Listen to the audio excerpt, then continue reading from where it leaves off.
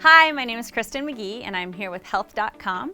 I want to show you how to get into some of those intimidating yoga poses that you might think are very difficult, but in fact, you can do them. And I want to show you all the steps that you can build up to get into these poses, or just get over that mental block and fear of even trying these poses, because they're really fun. And yoga is a lifelong process, so no matter what, as long as you're going for it and having fun, that's all that matters. So let's get started. The first one I want to show you is splits. Now, splits seems really intimidating because a lot of people say, oh, I don't have the flexibility in my hamstrings. But splits is a combination of the flexibility, the hamstring of the front leg, and the quadricep hip flexor of the back leg. So at first, I always like to show people, just get into a nice crescent lunge or low lunge stretch and really work on opening up the front of the hip flexor. So you want to stay here and breathe, curl your tailbone under, lift the front of the hip rims, and work on opening the psoas and the quad and the hip flexor of that back thigh. So you take 5 to 10 breaths here, really opening up that thigh. And then you can work the hamstring of the front leg by coming back here, flexing the foot, and really breathing into the back of the hamstring. Stay 5 to 10 breaths, soften the shoulders, and use that deep breath to really start to open up those tight spaces in our thighs, right?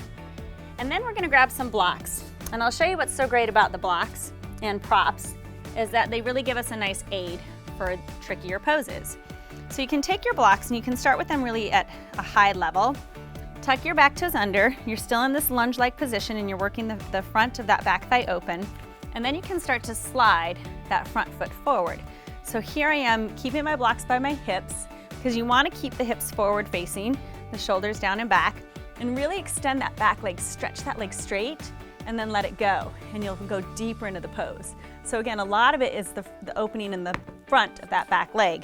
And then you can start to lower your blocks, next level down, or maybe the next level down, and eventually you'll come all the way down into the pose and breathe really deeply. Now, the other thing you can do with the blocks is take a block under that front thigh. So here, I can rest my hamstring on the block of that thigh here and work on my splits and stay balanced here and breathe.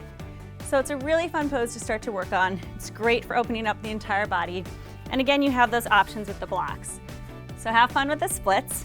The next pose I want to show you is headstand. Headstand is one of those really intimidating poses for people, but in fact, it's more of almost an arm balance. You want to have strength in your upper body. So I have everyone practice a pose called Dolphin. You interlace your hands, make a fist, and press the forearms down into the floor.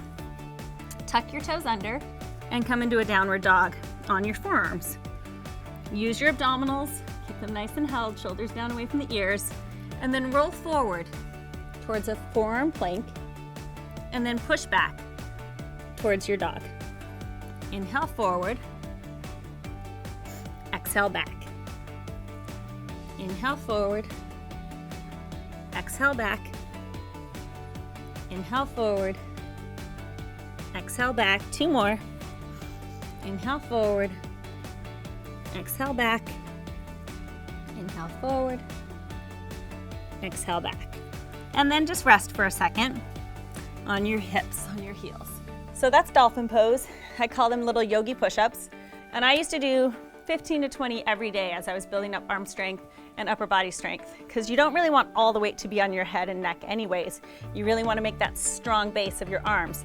So if you take your arms up above you like this and imagine pressing the forearms up to the ceiling, that's one way to really get an idea of where you want the weight to be in headstand. Now, a lot of times people ask me, where should I put my head? That's a great question.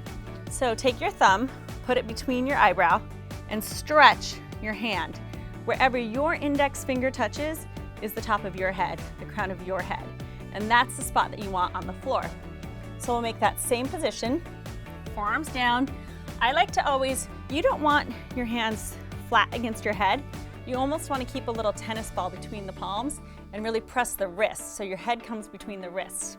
I'm going to press my hands down, top of my head in between my wrists, and lift into my dog. Again, pushing really firmly into my arms. You have to walk your feet in as close as you can, and then bring your knees into your armpits like a little egg. Once you create this little egg shape, you can start to lift your legs all the way up into your headstand and find your balance. But really, I'm mostly pressing into my elbows, not onto the top of my head. Then you have to use your abdominals to slowly control it as you come down. So the biggest fear for people is getting their hips forward enough over their shoulders in order to take their legs up. So definitely feel free to practice this at home against a wall.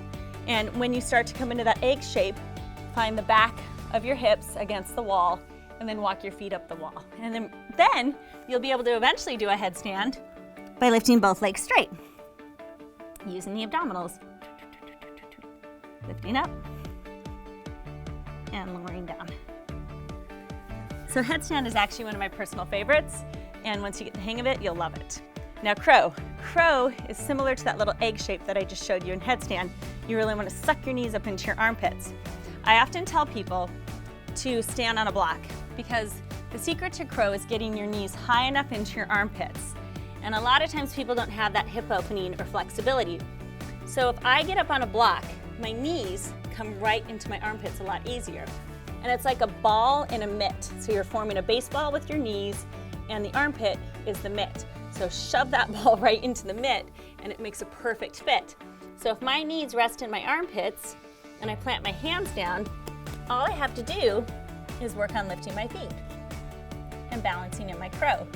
So I'm really just pressing my knees right up into my armpits and finding my crow pose. Now, if you don't need the block, you can do the same thing here.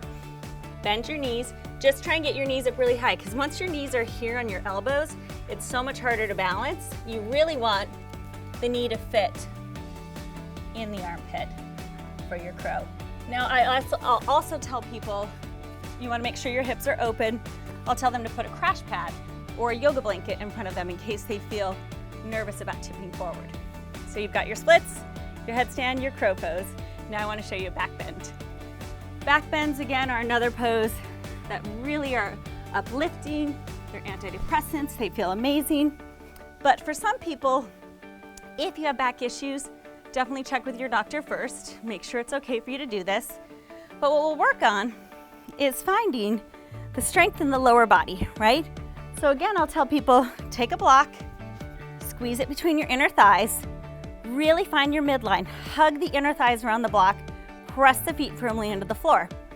Now your hands come back by your shoulders, fingertips face forward, and first, you just want to prop the top of the head on the mat. Narrow your elbows in, squeeze the block, and then work on pressing yourself up. So the toes don't turn out, the toes stay forward facing, and you get that nice back bend. Narrow your elbows and slowly lower down. Here's another one where you could use blocks. So for my folks with wrist issues or who have trouble getting up higher, you can put your hands on the blocks and notice how much more lift I get. You can also push the blocks right up against a wall and you'll be able to come up into your back bend. So anytime you bring the floor up a little higher to you, it makes every pose a lot easier. And the last pose I want to show you is my dancer. So dancer pose, one of my favorite positions, and it's a tough standing balance, but one that everyone can do. I often say get a loop in your strap or get a towel or a belt, anything you can, to put one foot in. So once you have your foot in that strap, you just kind of fling the arm over the shoulder like you're holding a bag, and then you want to take both hands to the strap, try and keep your hips forward facing, and start to lift that back leg up. Now, as I'm keeping my hips forward, I start to walk my hands down the strap closer and closer to my foot until I can come into that full dancer. If you don't have the strap at home, here's another trick. I take my hand, open it this way, and grab the inside of my foot. Oops, I'm losing my balance, sorry.